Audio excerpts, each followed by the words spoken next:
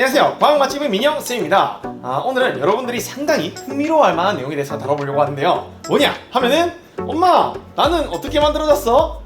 이거 상당히 민감한 내용이죠. 그래서 여기에 대해서 알아보려고 하는데 1시간 만에 다 알아볼 수는 없을 것 같고 요번 시간까지 해가지고 총 7시간에 걸쳐가지고 알아보려고 합니다. 특히 요번 영상에서 알아볼 것은 자 지금 여기 보시면은 아주 작고 귀여운 꼬마 민영쌤이 있죠. 요 녀석이 어쩌다가 이렇게 거대한 민영쌤으로 커지게 되었는가. 그러니까 시간이 지나면서 사람이 막 커진다는 건 알아. 근데 왜 그리고 어떻게 이렇게 커지게 되었는가에 대해서 알아본다는 거죠. 자 아무튼 자세히 한번 알아보러 우리 칠판으로 바로 한번 떠나보시죠. 네, 수업 바로 한번 시작해 보도록 하겠습니다. 이번 시간에는 좀 전에 얘기했다시피 내가 어떻게 만들어졌는가 여기에 대해서 한번 알아보려고 하는데요. 근데 이제 이걸 조금 더 정확하게 어떤 것들을 배우는지 이 대단원명, 생식과 유전이라는 이 대단원명을 분석을 한번 해보면서 조금 더 자세히 한번 알아보도록 할게요. 대단원명을 보면 좀 전에 얘기했다시피 생식과 유전인데요. 딱 단원명만 봤을 때 우리가 이번 대단원에서는 총 2가지를 배우게 되겠구나 라는 사실을 알 수가 있죠. 첫 번째 뭘 배우겠어요? 자 우리 대답하면서 한번 따라와주세요. 알겠죠? 자 우리 첫 번째 뭘 배우겠습니까? 그렇죠. 바로 첫 번째는 생식에 대해 배우겠죠. 자, 두 번째 뭘 배울까요? 두 번째는 그렇죠. 유전에 대해 배우겠죠. 그래서 생식이 뭐고 유전이 뭐고 요렇게 2가지만 그래도 어느 정도 안다면은 요번 대단원은 대략적으로 요런 것들에 대해 배우겠구나 라는 사실을 알 수가 있다는 겁니다. 자, 아시겠죠? 각각을 알아보면은 자, 우선 첫 번째는 생식인데요. 이것은 무슨 의미냐면은 자손을 만든다 라는 의미를 가지고 있습니다. 그러니까 생식은 이제 자손을 새끼를 동물이면 새끼겠죠, 그렇죠? 그리고 사람이면은 아기겠죠. 이런 새끼 혹은 아기가 어떤 과정을 통해서 만들어지는가 그것이 생식이고요. 그러니까는 이건 자손을 만드는 것을 의미한다라는 거예요. 자, 그다음 두 번째는 유전인데요. 유전은 뭘 의미하냐면은 이렇게 생식을 통해서 새끼 혹은 아기를 낳았어. 그러고 보니까는 이 새끼 혹은 아기가 뭔가 나랑 닮았네? 이렇게 부모와 자식이 닮은 것을 보고 우리는 유전이라고 합니다. 그래서 선생님 같은 경우에는 약간 전체적인 골격이나 아니면은 실루엣은 아버지를 좀 닮았어요. 근데 약간 요 피부나 아니면은 눈 요쪽은 살짝 어머니를 닮았습니다. 그래서 이런 식으로 이제 이렇게 닮은 것도 유전이라고 할 수 있겠죠. 네. 자, 그래서 우리가 이렇게 생식과 유전이라고 하는 것은 각각은 이런 의미를 가지고 있고 전체적으로 본다면은 자식이 어떻게 만들어지는가 그리고 이렇게 만들어진 자식이 부모랑 닮았는데 왜 그런 건가 그거에 대해서 알아보려고 한다는 거죠. 아시겠죠? 그래서 요번 시간까지 포함해서 총 7시간에 걸쳐서 아마 알아보게 될 겁니다. 근데 그 중에서 이제 가장 먼저 배우게 될 것은 무엇이냐면은 이 세포 분열이 필요한 까닭에 대해서 알아볼 겁니다. 갑자기 뭔가 뜬금없죠, 그쵸? 이 내용 자체가 갑자기 뭔 세포 분열이야? 우리 새끼 낳고 아기 낳고 요거에 대해 알아보는 거 아니었나요? 이렇게 생각할 수 있는데 이제 우리가 앞으로 아마 공부를 쭉 하다 보면은 세포 분열과 관련된 내용이 굉장히 많이 나올 겁니다. 그래서 그거에 대한 약간 맛보기라고 할까요? 그래서 이 세포 분열이란 무엇이고 그리고 그것이 왜 필요한지에 대해서 일단 첫 시간에 배우게 되는 겁니다. 그래서 일단 가장 앞에 나와 있는 이 세포 분열이 뭔지부터 정의를 해보면은 세포가 분열하는 것이다 라고 볼 수 있겠죠.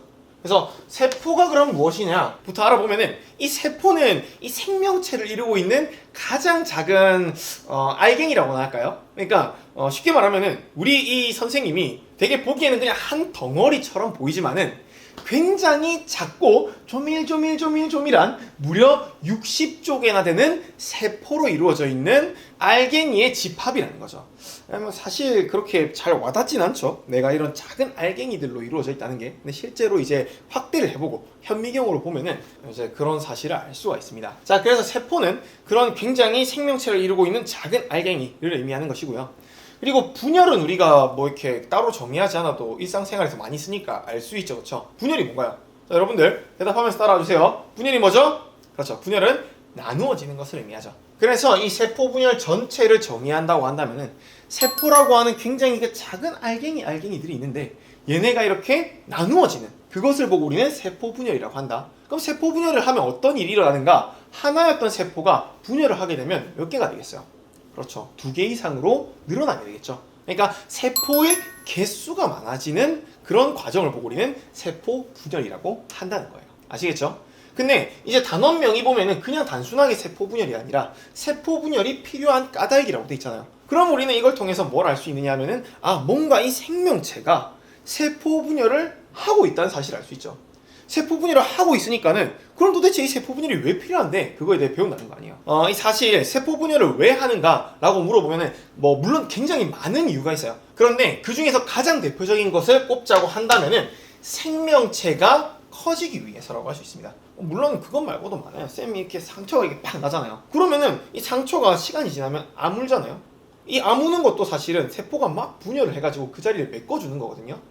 그것도 사실 세포 분열의 이유라고 할 수 있는데 가장 대표적인 거라고 한다면은 생명체가 커지는, 그러니까 이 성장이 가장 대표적인 이유라는 거죠. 네, 아시겠죠? 그래서 여기 보면은 생명체가 커지는 방법 두 가지에 대해 나와 있습니다. 첫 번째는 뭐냐 하면은 세포 자체의 크기가 커지는 거예요. 그러니까 예를 들어 생각해 보세요. 민영쌤이 100개의 세포로 이루어져 있어요. 근데 민영쌤이 좀 더 커지고 싶어. 그러면 생각할 수 있는 가장 심플한 방법은 그냥 이 몸체를 이루고 있는 100개의 세포 각각이 조금씩 덩치를 불리면은 그러면은 민영쌤의 덩치가 커지게 되겠죠. 그렇죠? 그래서 가장 대표적인 방법으로는 세포 자체의 크기가 커지는 것이 일단 첫 번째가 될 수 있고요. 그래서 이렇게 세포 자체의 크기가 커지는 경우에는 굳이 세포 분열을 할 필요는 없죠. 그리고 두 번째는 뭐냐면은 세포의 개수가 많아지는 거예요. 그러니까 원래 민영쌤이 100개의 세포로 이루어져 있어. 근데 얘가 이제 더 커지고 싶어. 그럴 때 민영쌤이 101개의 세포로 이루어진다면 조금 더 덩치가 커지겠죠. 200개의 세포가 된다면 덩치가 한 2배로 커지겠죠. 그렇죠? 이런 식으로 세포의 크기는 일정하면서 그 개수가 많아지면 덩치가 또 커진다고 할 수 있겠죠. 이 경우에는 세포가 당연히 분열을 해야 되겠죠. 개수가 많아져야 되니까는 분열을 해야 되겠죠. 자, 그러면 여기서 여러분들한테 질문 하나 하겠습니다. 자, 대답하면서 따라와주세요. 자, 여러분들 집중. 우리 생명체는 커지는 과정 속에서 이 1번과 2번 방법 중에서 주로 어떤 것을 택할까요? 그러니까 쌤이 이제 주로라는 말을 붙인 이유는 둘 다 합니다. 둘 다 하는데 주로 어떤 방식으로 몸집을 키울까요? 1번이에요, 2번이에요? 자, 대답해보세요. 뭘까요? 여러분들 약간 눈치가 있는 친구들이라면은 앞에 했던 이야기를 잘 떠올려 본다면은 이것은 2번일 것 같다 라는 것을 알 수가 있죠. 그렇죠? 맞습니다. 우리는 1번 방법보다는 2번 방법을 통해서 주로 몸집을 키웁니다. 거기에는 굉장히 명확한 이유가 있는데요. 그 이유가 뭐냐면은 세포의 크기만 커지게 되면은 안 좋은 점이 있어요. 그 안 좋은 점이 뭔지를 여러분들이 잘 알아야 됩니다. 자, 세포의 크기가 커지면 뭐가 안 좋을까? 자, 여기 봅시다. 우선 여기에는 커다란 세포가 하나가 있어요. 그리고 이쪽에는 자잘자잘한 세포가 여러 개가 있어요. 근데 이 전체 부피는 같다고 칩시다. 자, 동일한 부피예요. 그런데 요거는 하나의 세포로 이루어져 있는 것이고, 그리고 요거는 이제 자잘자잘한 여러 개의 세포들로 이루어져 있는 거죠. 두 개의 차이가 뭐가 있는가를 한번 생각해 봅시다. 여러분들이 보기에 이 두 개 어떤 차이가 있을까요? 자, 여기 그림을 한번 잘 보세요. 얘랑 어떤 차이가 있지? 잘 한번 떠올려 보세요. 잠깐 시간을 드릴게요. 만약에 잘 떠오르지가 않다면 정지 버튼을 누르고 곰곰이 한번 생각을 해보세요. 굉장히 중요합니다. 여러분들이 스스로 떠올리는 게 쌤한테는 정말 베스트라고 생각해요. 그러니까 뭘까요? 차이가 뭘까? 그 차이가 뭐냐면은 자, 여러분들 제발 맞췄길 기원합니다. 자, 뭐냐면은 얘랑 비교했을 때 얘가 표면적이 훨씬 넓어요. 자, 한번 생각을 해보세요. 이 큰 세포 하나 같은 경우에 제가 표면적을 한번 표시를 해볼게요. 그럼 그 표면적은 요렇게 표면적이 이루어져 있겠죠. 물론 이게 실제로는 3차원이겠지만은 대략적으로 2차원으로 표현했다 치고, 자, 그리고 얘네들의 표면적을 한번 생각해 봅시다. 얘네들의 표면적을 다 더하면 이렇게 될 거냐. 요것도 표면적, 요것도 표면적, 요것도 표면적, 요것도 표면적, 요것도 표면적, 요것도 표면적, 요것도 표면적. 이렇게 계속 언제까지 표면적 해야 되냐. 아이고, 많다 해가지고 전부 다 얘네들을 각각을 다 모은 것이 표면적이 될 거 아니에요. 그러면은 얘랑 얘 중에서 표면적이 뭐가 더 넓겠어요? 얘가 표면적이 더 넓다 이거죠. 이거는 이제 예를 들어 설명하면 어떤 게 있냐면은 우리가 설탕 덩어리가 있어. 그리고 가루 낸 설탕이 있어. 둘 다 물에 넣었어. 뭐가 빨리 녹겠어요? 가루가 돼 있는 설탕이 더 빨리 녹겠죠, 그렇죠? 그 이유가 뭐냐면 가루 설탕은 표면적이 넓으니까. 그러니까 이제 이 설탕 양은 같다고 치고, 근데 가루나 설탕이 더 잘 녹아. 그 이유는 뭐냐면은 표면적이 넓으니까 설탕이 물에 더 많이 닿게 될 것이고 그래서 더 잘 녹을 것이고 근데 반면에 커다란 설탕 덩어리는 녹는데 한참 걸리겠죠. 그래서 이렇게 자잘자잘한 세포 여러 개가 있는 경우에는 이 표면적이 넓다 라는 차이가 있는데 아니 그렇게 치면은 선생님 이 표면적이 좁으면 안 좋은 건가요? 네, 안 좋습니다. 이 표면적이 커야 하는 이유는 세포가 하는 일을 떠올려 보면 쉽게 이해할 수 있는데요. 이 세포가 사실 우리가 그냥 이렇게 가만히 있는 것처럼 보이지만은 뭔가 끊임없이 일을 하고 있어요. 그 일이 뭐냐면은 바로 먹었으면 뭐 해야겠어요? 그쵸? 싸는 겁니다. 먹고 싸는 거야. 아니 선생님 무슨 세포가 입도 없는데 그리고 뭐 이렇게 배설을 할 수 있는 그런 기관도 없는데 뭘 먹고 쌉니까? 아닙니다. 세포 분명히 뭔가를 먹고 싸고 있습니다. 그게 뭐냐면 우리가 2학년 때 배웠던 세포호흡이라고 하는 것을 한번 잘 떠올려 보세요. 우리 2학년 때라서 가물가물하겠지만 한번 잘 떠올려 보세요. 혹시 세포호흡이 뭐였는지 기억나시나요? 여러분들 한번 대답하면서 따라와 주세요. 아 이거 조금 어려운데 대답할 수 있을까? 네, 세포호흡이란 뭐냐면은 이 세포가 산소를 처먹고 그리고 그 부산물, 그러니까 노폐물들이 이렇게 나오면서 에너지를 생산하는 그 과정을 보고 우리 세포호흡이랬잖아요. 우리 몸을 구성하고 있는 모든 60조 개의 세포들에서는 전부 다 산소를 처먹고 뭔가 이 노폐물을 만들어내면서 에너지를 만드는 그 과정을 하고 있단 말이에요. 근데 이 산소를 처먹고 이산화탄소를 내뱉는 그 현상이 어디서 일어나느냐 하면은 이 세포의 표면에서 일어납니다. 그래서 이 세포의 표면적이 넓으면 넓을수록 이 처먹고 싸는 것을 훨씬 효율적으로 할 수 있다 이거죠. 그러면 당연히 처먹고 싸는 거를 효율적으로 할 수 있으면 더 많은 에너지를 생산할 수 있겠죠. 그래서 우리가 더 많은 일을 할 수 있고 훨씬 더 잘 살아갈 수가 있겠죠. 그래서 표면적이 커야 하는 이유는 여기에 있다. 그러니까는 뭔가 이 물질 대사가 원활이라고 해야 될까요? 아니면 뭔가 효율적으로 하기 위해서 표면적이 커야 한다라는 겁니다. 아시겠죠? 네, 그래서 우리가 오늘 배울 수업 내용은 여기까지면 완전히 끝이 났고요. 그렇다고 해서 수업이 완전히 끝난 거 아니겠죠? 민영쌤이 순한 시간이 남아있습니다. 오늘 배웠던 약간은 이 매콤할 수 있었던 내용들을 순한 맛으로 만들어주는 민영쌤의 요약 정리 시간인데요. 각각의 개념들에 대해서 깔끔하게 한번 정리를 해보고 갑시다. 첫 번째, 세포분열이란 무엇인가 였는데요. 세포는 이 몸을 이루고 있는 가장 작은 이제 선생님 같은 성인 남성 기준으로 한 60조 개의 세포로 이 몸이 이루어져 있습니다. 그런데 이 작은 알갱이들이 분열을 해서 그래서 목적이 뭐라 했어요? 세포 분열하는 목적이 그렇죠. 분열을 해서 그 개수를 늘리는 데에 목적이 있다. 아시겠죠? 그래서 이 세포 분열은 이 알갱이가 분열을 해서 개수가 많아지는 것. 알겠죠? 자, 그리고 두 번째, 세포가 분열하는 이유가 무엇이냐 하면은 세포가 분열함으로써 뭐가 넓어지기 위해서? 세 글자. 뭐가 넓어지기 위해서? 그렇죠. 바로 표면적이 넓어지기 위해서. 표면적이 왜 넓어져야 한다 했어요?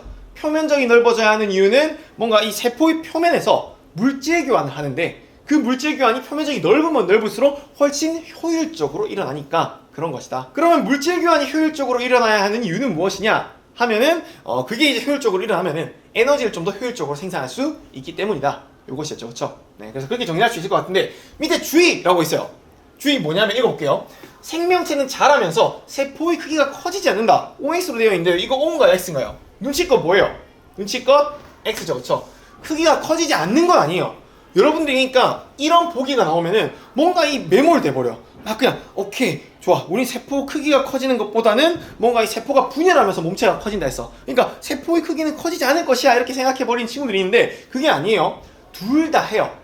세포의 크기가 커지기도 합니다. 세포가 일정 이상 크기가 되면은 더 이상 커지지 않고 분열이 된다는 것이지 세포의 크기가 아예 안 커진다는 것은 틀린 보기입니다. 알겠죠? 여러분들 이거 정말 많이 틀리는 거니까는 주의하셔야 돼요. 알겠죠? 네. 자, 그래서 여기까지 하면은 순한 맛도 이 정도로 정리할 수 있을 것 같고요.